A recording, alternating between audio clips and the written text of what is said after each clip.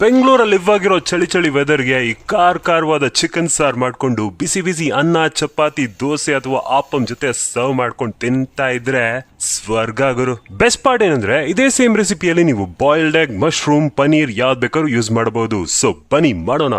ಮೊದಲಿಗೆ ಒಂದು ಕಡಾಯಿ ಇಟ್ಟು ಅದರಲ್ಲಿ ಒಂದ್ ಸ್ಪೂನ್ ಎಣ್ಣೆ ಹಾಕಿ ಸಾಸಿವೆ ಸಿಡಿಸ್ಕೋಬೇಕು. ಅದಾದ ನಂತರ ಸ್ವಲ್ಪ ಜೀರಿಗೆ ಹಾಕೊಳ್ಳಿ. ಈಗ ತೆಂಗಿನಕಾಯಿ ಈ ರೀತಿ ಸಣ್ಣದ ಕಟ್ ಮಾಡಿ ಹಾಕೊಂಡ್ರೆ ತಿನ್ಬೇಕಾದ್ರೆ ಮಧ್ಯದಲ್ಲಿ ಸಿಕ್ಕಾಗ ಸಕ್ಕದಾಗಿರುತ್ತೆ. ಬೇಡ ಅಂತ ಹೇಳಿದ್ರೆ ಸ್ಕಿಪ್ ಮಾಡಿ.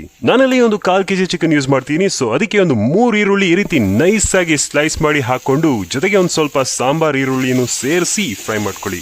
ಒಂದು ಸಲ ಈ ರೀತಿ ಚೆನ್ನಾಗಿ ಮಿಕ್ಸ್ ಮಾಡ್ಕೊಂಡು ಈರುಳ್ಳಿ ಮೇಲೆಲ್ಲ ಎಣ್ಣೆ ಕೋಟ್ ಆದ ನಂತರ ಸ್ವಲ್ಪ ಉಪ್ಪು ಹಾಕೊಂಡ್ರೆ ಈರುಳ್ಳಿ ಜಲ್ದಿ ಗೋಲ್ಡನ್ ಬ್ರೌನ್ ಆಗುತ್ತೆ. ಪಕ್ಕದಲ್ಲಿ ಚಿಕನ್ ಬೇಯಿಸೋದಕ್ಕೆ ಒಂದು ಪಾತ್ರೆ ಇಟ್ಟು ಆಲ್ರೆಡಿ ನಾನು ವಾಶ್ ಮಾಡಿ ಉಪ್ಪು ಮತ್ತು ಚಿಲ್ಲಿ ಪೌಡರ್ ಹಾಕಿಟ್ಟಿರುವಂತಹ ಚಿಕನ್ ಹಾಕಿ ಜೊತೆಗೆ ಸ್ವಲ್ಪ ನೀರು ಸೇರಿಸಿ ಅದನ್ನು ಮುಚ್ಚಿಟ್ಟು ಬೇಯಿಸ್ತಾ ಇದ್ದೀನಿ. ಈರುಳ್ಳಿ ಈ ರೇಂಜ್ಗೆ ಬ್ರೌನ್ ಆದ ನಂತರ ಅದರೊಳಗೆ ಕ್ರಶ್ ಮಾಡಿರುವಂತಹ ಜಿಂಜರ್ ಗಾರ್ಲಿಕ್ ಹಾಕೊಂಡು ಅದರ ಹಸಿ ವಾಸನೆ ಹೋದ್ಮೇಲೆ ಕರ್ಬೇವು ಹಾಕಿ. ಈಗ ಇದಕ್ಕೆ ಬೇಕಾಗುವಂತಹ ಮಸಾಲಾ ಪುಡಿಗಳು ಚಿಲ್ಲಿ ಪೌಡರ್, ಧನಿಯಾ, ಕಾಳುಮೆಣಸು, ಜೀರಿಗೆ ಹಾಗೂ ಅರಿಶಿನ. ಇದರ ಕ್ವಾಂಟಿಟೀಸ್ ನಾನು ಕಮೆಂಟ್ಸ್ ಅಲ್ಲಿ ಮೆನ್ಷನ್ ಮಾಡಿರ್ತೀನಿ ನೋಡಿ. ಈ ಮಸಾಲಾ ಪುಡಿಗಳು ಹಾಕಿದ ನಂತರ ಅದನ್ನು ಚೆನ್ನಾಗಿ ಒಂದು 2-3 ನಿಮಿಷ ಮೀಡಿಯಂ ಫ್ಲೇಮ್ ಅಲ್ಲಿ ಇಟ್ಟು ರೋಸ್ಟ್ ಮಾಡಬೇಕು. ನೋಡಿ ಈ ತರ ಡಾರ್ಕ್ ಕಲರ್ ಆಗಬೇಕು. ಇಷ್ಟರಲ್ಲಿ ನಮ್ಮ ಚಿಕನ್ ಬೆಂದಿರುತ್ತೆ. ಆ ಚಿಕನ್ ಮಾತ್ರ ತೆಗೆದು ಇದರೊಳಗೆ ಹಾಕಿ ಮಿಕ್ಸ್ ಮಾಡಿದ್ರೆ ನಿಮಗೆ ಒಂದು ಅದ್ಭುತವಾದ ಸೈಡ್ ಡಿಶ್ ಅಥವಾ ಸ್ಟಾರ್ಟರ್ ರೆಡಿ ಆಗುತ್ತೆ. ಬಟ್ ಇದನ್ನು ಗ್ರೇವಿ ಮಾಡೋದಕ್ಕೆ ಬಿಸಿ ನೀರು ಚೂರೇ ಹಾಕೋಬೇಕು. ಒಂದೇ ಸಮ ಹಾಕೊಂಡ್ರೆ ನೀರ್ ಆಗೋಗ್ಬಿಡುತ್ತೆ. ಚೂರೇ ಹಾಕೊಂಡು ಹಾಗೆ ಮಿಕ್ಸ್ ಮಾಡ್ತಾ ಇರಿ. ನಿಮ್ಗೆ ಎಷ್ಟು ಬೇಕೋ ಅಷ್ಟು ನೀರು ಹಾಕೊಂಡು ಆಮೇಲೆ ಅದರಲ್ಲಿ ರುಚಿಗೆ ತಕ್ಕ ಹಾಗೆ ಉಪ್ಪು, 1 ಸ್ಪೂನ್ ಗರಂ ಮಸಾಲ ಹಾಗೂ 1 ಸ್ಪೂನ್ ಕುಟ್ಟಿರುವಂತಹ ಕಾಳುಮೆಣಸು ಹಾಕಿ ಮುಚ್ಚಿಟ್ಟು ಕುಕ್ ಮಾಡಬೇಕು.